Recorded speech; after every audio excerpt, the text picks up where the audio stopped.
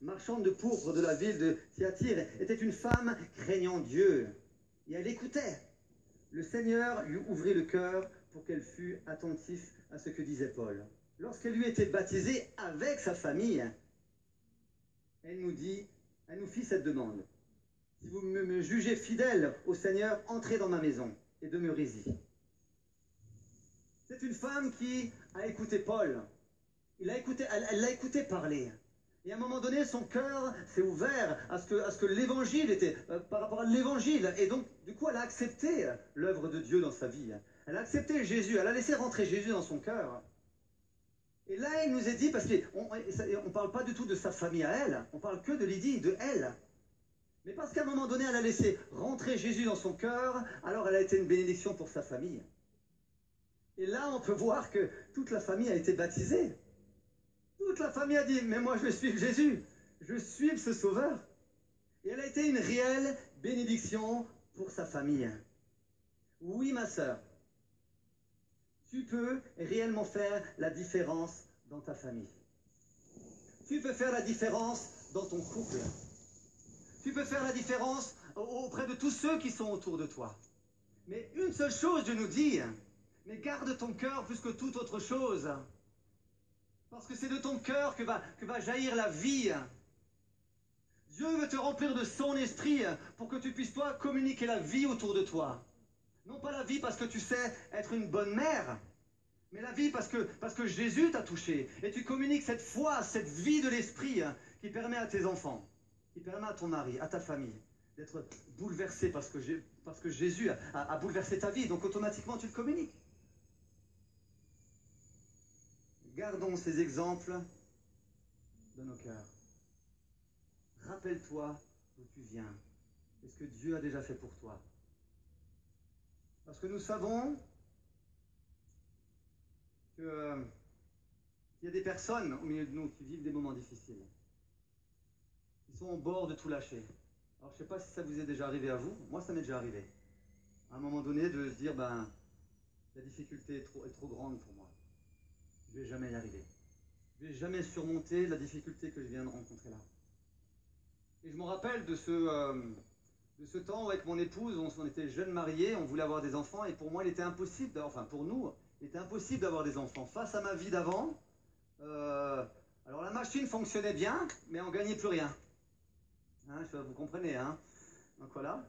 Et du coup, c'était cuit. Donc on ne pouvait pas avoir d'enfants. Et alors, on nous avait proposé différentes choses, et je respecte tout ce qu'on peut faire, pas de problème, je ne suis pas là pour... mais dans mon cœur, j'avais pas envie. Dans mon cœur, j'aimais, Seigneur, si tu nous donnes des enfants, c'est parce que c'est toi qui nous les as donnés. Voilà, c'était comme ça. Et alors, miracle, ma femme tombe enceinte, merveilleux. 6 mois après, elle fait une fausse couche et on perd l'enfant. Ça a été pour nous une déchirure. Ça a été difficile. Alors autant on a pu voir la main de Dieu à l'œuvre, parce que Dieu nous avait donné une petite fille. Et voilà, on avait vu Dieu aller, on s'est dit, waouh, mais trop bien, mais Dieu nous entend. Dieu nous bénit. Et de l'autre côté, nous vivions cette difficulté, cette épreuve. Et Dieu me disait, dans mon cœur, n'endurcis pas ton cœur. Garde ton cœur plus que toute autre chose. Garde ton cœur près de moi. Garde ton cœur à mes côtés parce que c'est moi qui veux te remplir et te bénir. Face aux difficultés que nous pouvons rencontrer, que ce soit le deuil qui est difficile à surmonter, que ce soit la séparation qui est difficile à vivre, face à toutes les difficultés que nous pouvons vivre, et au milieu de nous, vous allez pouvoir coller votre difficulté par rapport à ça. Et Jésus ne nous abandonnera jamais. Même si ton père et ta mère t'abandonnent, lui, il ne va jamais t'abandonner. Il sera toujours à tes côtés. Fais-lui confiance. Même si c'est difficile, fais-lui confiance. Jésus lui-même, nous voyons lorsqu'il est allé à la croix, il est allé jusqu'au bout, il a fait les œuvres que Dieu lui avait demandées. Et nous pouvons le voir, je ne vais pas le lire, le temps passe vite, mais nous pouvons vous pouvez le lire dans Ésaïe 53, verset 3. Mépriser, abandonner des hommes de douleur habituelle à la souffrance.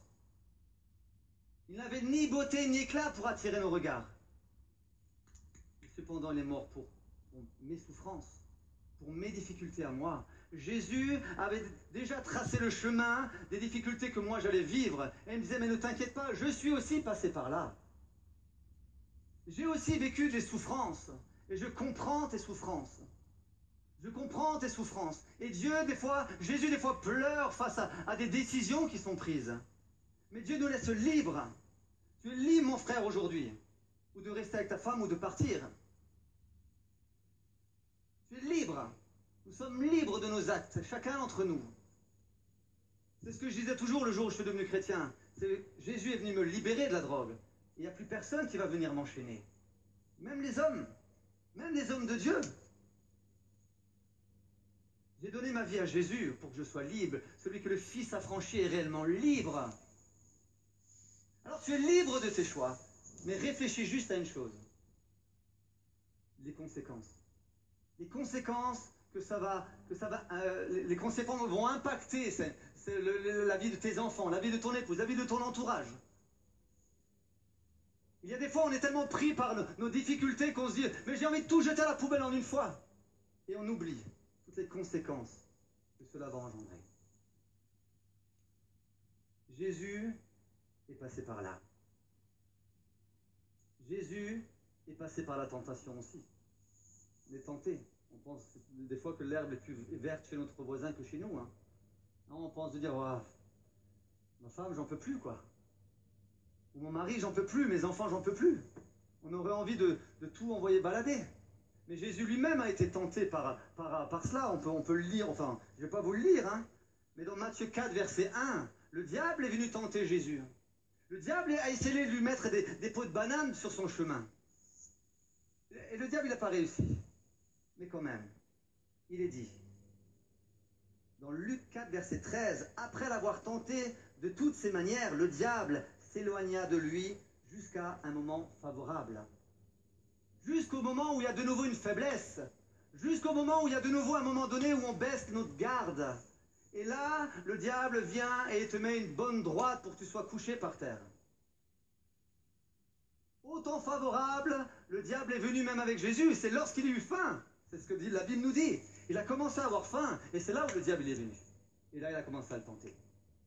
Il y a des fois, on a faim de vivre d'autres choses dans nos vies. On aimerait vivre une autre vie. Est-ce que j'ai bien fait de me marier du coup? Est-ce qu'on a bien fait d'avoir des enfants? On aimerait vivre une autre vie. Mais Jésus te dit, mais la tentation, moi aussi je l'ai vécue. Moi aussi je suis passé par là. Et ce que tu vis, je l'ai aussi vécu, et je peux marcher avec toi et être à tes côtés pour surmonter cette difficulté. Je ne t'abandonnerai jamais. Jamais. Garde ton cœur plus que toute autre chose. C'est ce que j'avais envie de vous partager ce matin. Quelles que soient tes difficultés, laisse Jésus gérer ton cœur. Comme nous l'avons chanté ce matin, où Dieu a... C'est tellement bon ce matin. Je te donne mon cœur, je te donne ma vie. Seigneur, je te donne tout. Je te donne ma famille, je te donne mes enfants. Je te donne mes tentations, j'ai tellement envie de partir dans loin de tout. Mais je te donne tout ça. Je t'abandonne tout ça. Parce que toi, tu es mon Dieu. Toi, tu prendras soin de moi. Toi, tu sauras me secourir au temps favorable. Toi, tu sauras étendre ta main au moment où je vais avoir la tête dans l'eau, où je ne vais plus pouvoir respirer, où ça sera à la dernière limite. Seigneur, je veux mettre ma confiance en toi et être une bénédiction pour ceux qui sont autour de moi. Mon frère, ma soeur, maman, garde ton cœur. Garde ton cœur. Remplis ton cœur de la présence de Dieu. Plonge à nouveau tes regards dans sa parole. Laisse-toi à nouveau saisir par son esprit pour que tu puisses être ce témoin auprès de tous ceux qui t'entourent. J'aimerais juste, avant de terminer, après on terminera juste par une vidéo. Mon fils, ma fille, sois attentif, sois attentive. Dans Proverbe 4, verset 20. À mes paroles, prête l'oreille à mes discours. Qu'ils ne s'éloignent pas de tes yeux, garde-les dans le fond de ton cœur, car c'est la vie pour ceux qui les trouvent et c'est la santé pour leur corps. Garde ton cœur plus que toute autre chose, car de lui viennent les sources de la vie. Mon frère, ma sœur, garde ton cœur. Et mets jour après jour ta confiance dans le Seigneur, quelles que soient tes situations. J'aimerais juste terminer par une vidéo. Après, je laisserai ça dans la prière.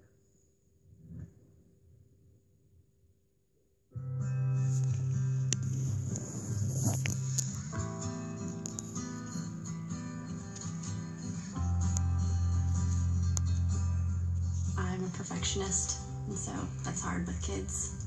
There's definitely days when I have my doubts about my abilities. I struggle with my temper. I struggle with like how I react with situations. I wish I knew how to, I guess, just calm myself before speaking to them. I wish I was better at taking time to sit down and just listen more to my child. I wish I was more confident in being a mom. I'm not the most patient person in the world. Patience. Patience is far and away probably the biggest struggle. I just want them to know just how much I love them.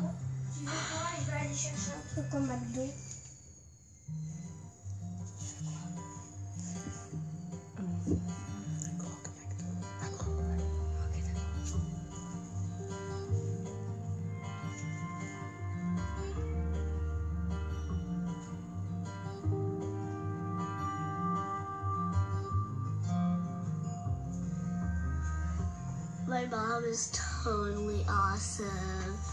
She's fun to snuggle with. Pretty, funny. She does cook a lot of food for me. She's just unique. That's why I love her so much. We go on dates together. Like, we go shopping. She loves me a lot. I have a lot of favorite things about my mom. We like to watch movies together and color and stuff. We go to church together, we volunteer together. She is like my heart, I guess you could say, because she's that close to me. My favorite thing is to jump on a trampoline with my mom. That's my most favorite thing, to go up high. We like get ice cream or something and like go to the nail salon and have fun. My mommy's my hero. She's pretty and beautiful. She is my hero. She just will care about me and just always love me forever. She's the best. That's so awesome. I always seem to focus mostly on the negative, and I guess I can walk out here and say that I'm doing something great, and that my child is viewing me in totally different lenses as I view myself. So that's inspiring. This is my calling. This is my job. This is what I love to do, and I will do it better and with love each and every day, because those kids count on me and they love me for what I'm doing.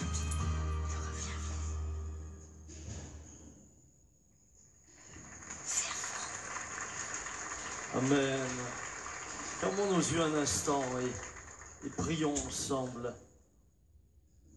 Que vous soyez dans ce lieu, que vous soyez devant vos écrans. L'Écriture dit: qui peut trouver une femme vertueuse? Elle a bien plus de valeur que les perles. Le cœur de son mari a confiance en elle, et les produits ne lui feront pas défaut. Lui fait du bien et non du mal tous les jours de sa vie. Elle se procure de la laine, du lin et travaille de main joyeuse. Elle est comme un navire marchand. Elle amène son pain de loin, se lève lorsqu'il est encore nuit. Elle donne la nourriture à sa maison et les tâches à sa servante. Elle pense un champ et elle l'acquiert du fruit de son travail. Elle plante une vigne. Elle ceint de ses forces ses reins et elle affermit ses bras. Elle sent que ce qu'elle gagne est bon. Sa lampe ne s'éteint point pendant la nuit. Elle met la main à la quenouille et ses doigts tiennent le fuseau. Elle tend la main au malheureux. Elle tend la main à l'indigent. Elle ne craint pas la neige pour sa maison, car toute sa maison est vêtue de cramoisie, elle se fait des couvertures, elle a des vêtements de fin lin et de pourpre. Son mari est considéré aux portes lorsqu'il siège avec les anciens du pays. Elle fait des chemises, les vend, elle livre des ceintures aux marchands, elle est revêtue de force, de gloire. Elle se rit de l'avenir, elle ouvre la bouche avec sagesse et des instructions aimables sont sur sa langue. Elle veille sur ce qui se passe dans sa maison et elle ne mange pas le pain de paresse. Écoutez bien mes sœurs, ses fils se lèvent et la disent heureuse. Son mari se lève et lui donne des louanges. Plusieurs filles ont une conduite vertueuse, mais toi, tu les surpasses toutes. La grâce est trompeuse et la beauté est vaine. La femme qui craint l'Éternel est celle qui sera louée.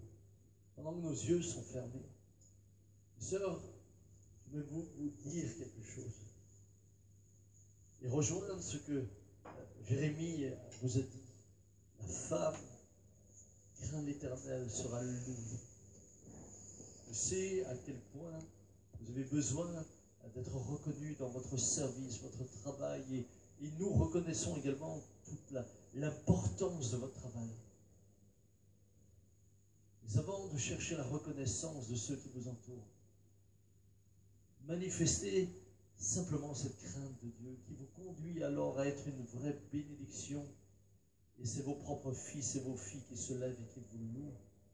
Et votre mari vous louera, non pas parce que vous lui dites qu'il faut qu'il le fasse, non pas parce que vous lui dites « mais remercie-moi au moins de temps en temps ». Non, non, il le fera. Il le fera parce que vous l'avez non pas contraint par des paroles ou par la force, parce que vous l'avez contraint par des actes, parce que vous l'avez contraint par l'amour, parce que vous l'avez contraint par l'amour de Dieu en vous, parce que vous l'avez contraint par votre exemple. Père, je bénis mes sœurs. Elles sont tellement précieuses. La parole dit que celui qui a trouvé une femme a trouvé un trésor. Et c'est là une bénédiction de l'Éternel et nous le confessons en tant que tel. C'est une réalité. Et je veux te demander vraiment de bénir ce matin les épouses, les mamans, les femmes qui sont là, mais également les jeunes femmes qui ne sont pas encore mariées, et que chacune d'entre elles trouve en cette parole quelque chose qui nourrira son avenir. Celle qui craint l'Éternel sera louée. Elle sera louée par ceux qui l'entourent. Elle sera louée par ses fils et ses filles. Elle sera louée par son mari. Elle ne cherchera pas la louange, mais la louange sera une conséquence à la vie qu'elle a. Et Seigneur, tu vois toutes celles au milieu de nous qui ont eu un cœur brisé, toutes les sœurs au milieu de nous, des femmes au milieu de nous, qui pour une raison ou une autre ont connu un brisement, l'abandon d'un mari, peut-être la souffrance d'un fils, d'une fille, voire la perte d'un fils ou d'une fille. Cette semaine, j'ai fait les obsèques d'un homme de 54 ans. Sa maman, 83 ans, était au bord de la tombe et pleurait. Il y a 10 mois, cette même maman a enterré son premier fils. En 10 mois, 2 de ses fils sont morts. Vous savez que les enfants enterrent leurs parents, ça c'est normal. C'est dans l'ordre naturel des choses. Mais quand les parents doivent enterrer leurs enfants, quand une maman doit emmener son fils ou sa fille à la tombe, c'est une blessure dans le cœur. Et il y a au milieu de nous des hommes, des femmes qui ont vécu cela. Des femmes dont le cœur a été brisé. Il y a sur le net des sœurs qui ont vu un enfant partir. Je vais vous dire ce matin, la consolation de Dieu est là pour vous. Ce matin, je vais vous dire qu'il y a un Père dans le ciel qui se réjouit de qui vous êtes. Et encore une fois, celle qui craint l'Éternel sera louée par ses fils et ses filles, par son mari. Que Dieu vous garde, que Dieu vous bénisse, qu'en cette belle journée, eh bien, il y ait pour vous beaucoup de ressources dans la parole de Dieu entendue ce matin. Merci à Jérémie pour cette parole. Merci à tous ceux et celles qui ont contribué à cette matinée. Père, merci pour ta grâce. Merci pour la bénédiction que tu multiplies à l'égard de mes sœurs. Merci pour qui elles sont. Merci pour la bénédiction qu'elles sont pour cette Église et pour tous les endroits où elle se trouve. À toi soit l'honneur. Amen.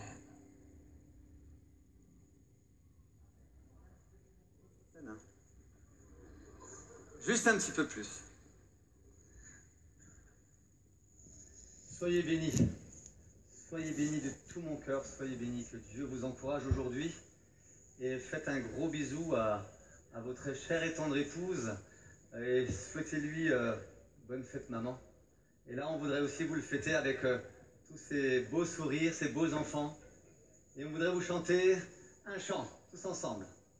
Ok, alors je vais essayer de faire le chef de chœur. Normalement, c'est Aurore, mais bon, on va essayer de le faire comme ça. On peut y aller.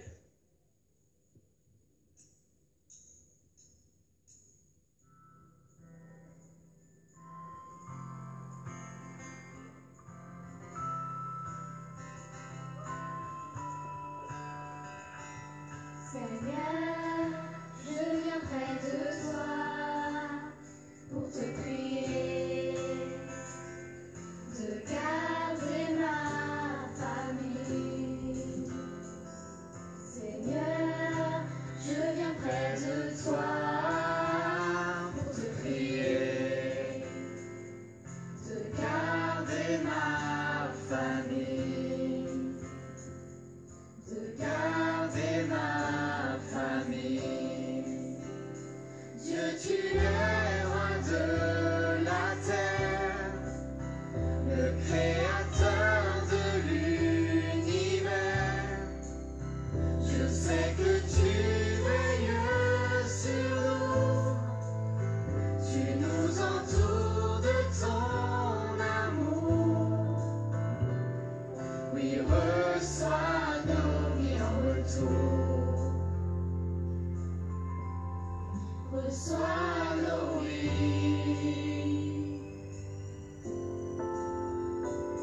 Seigneur, apprends-moi chaque jour à honorer ma famille. Seigneur, apprends-moi chaque jour à honorer ma famille.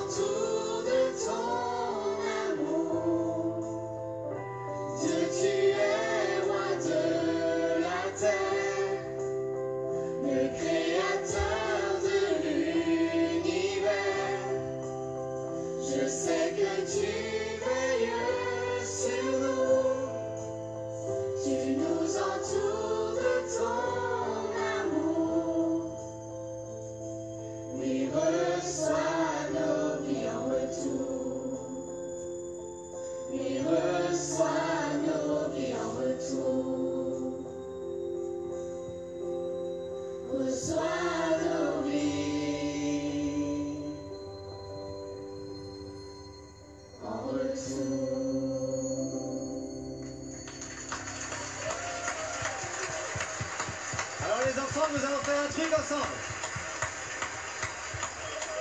À 3, nous allons dire tous ensemble, bonne fête maman. On est prêts? Attention. 1, 2, 3.